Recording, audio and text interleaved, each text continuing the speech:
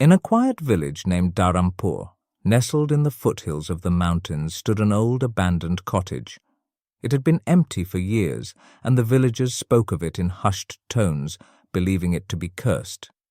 The faded sign on the gate read, "Anaya's Cottage." No one remembered who Anaya was or what had happened to her. One summer, a group of 4 friends, Ravi, Meera, Arjun, and Kavya, decided to unravel the mystery of Anaya's cottage. They were on their school break and often passed by the cottage on their way to the river. Curiosity got the better of them one afternoon. "Let's go inside today," Arjun suggested, his eyes gleaming with excitement. "Are you mad?" Meera exclaimed. "What if the rumors are true? They say Anaya vanished without a trace." "But don't you want to know what happened?" Ravi added, a mischievous grin on his face. "We could be the ones to solve the mystery."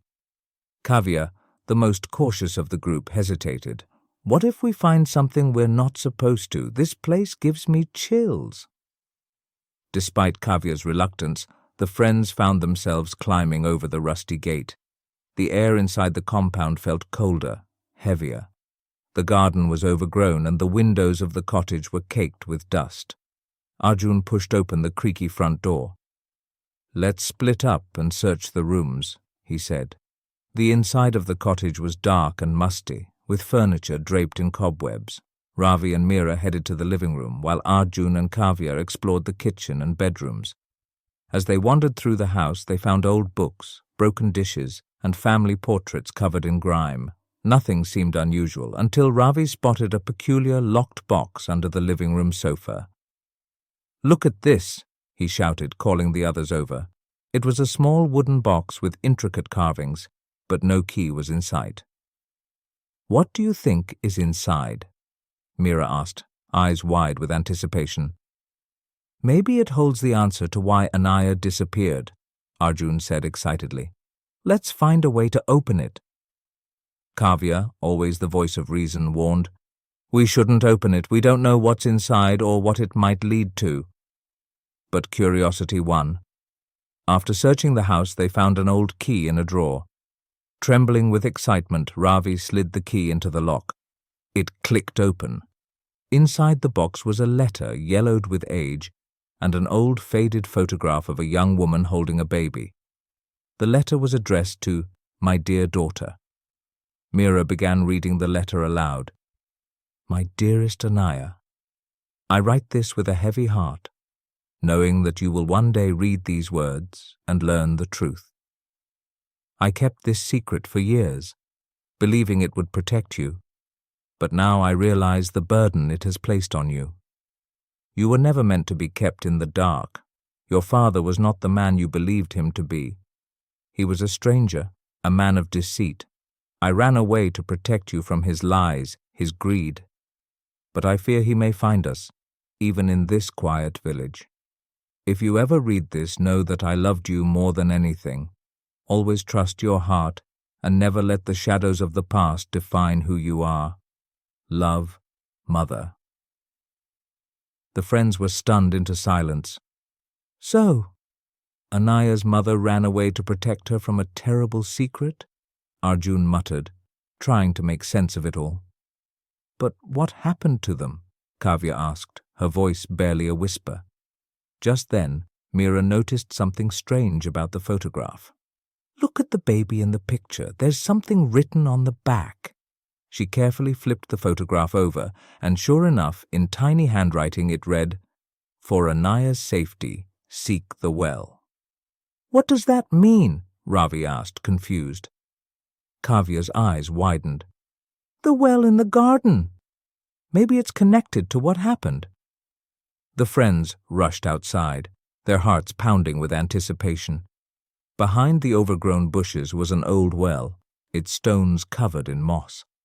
They peered over the edge and saw nothing but darkness. "We need to get a closer look," Ravi suggested.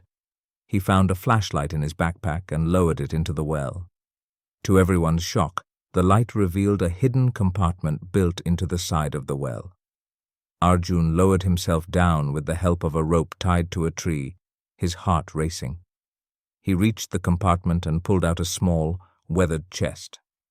Climbing back up, he opened the chest to reveal a collection of old documents, some jewelry, and a second letter. This letter was short and to the point.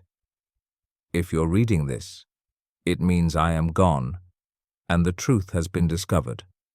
The man who seeks this treasure will stop at nothing to find it. It was never about love or family, only greed. Protect this at all costs. Anaya, you are my legacy. The friends exchanged worried glances.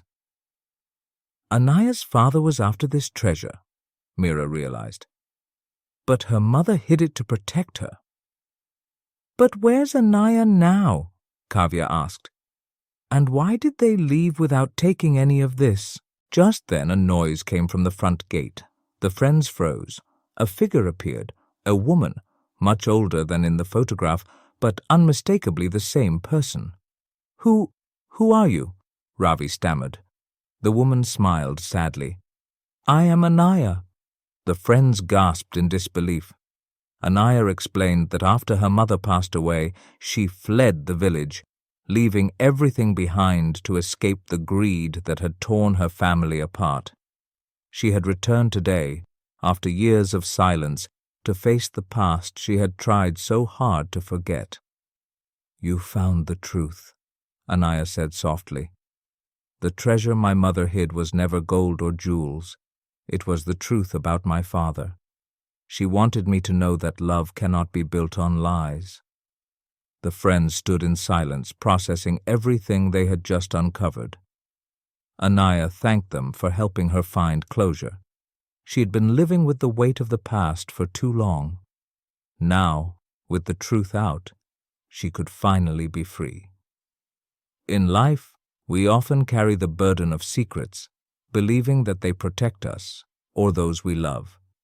But as Anaya learned, the truth has a way of surfacing, and only through honesty and trust can we find peace. Deception may provide temporary relief, but it is only by facing the past that we can build a future free from shadows.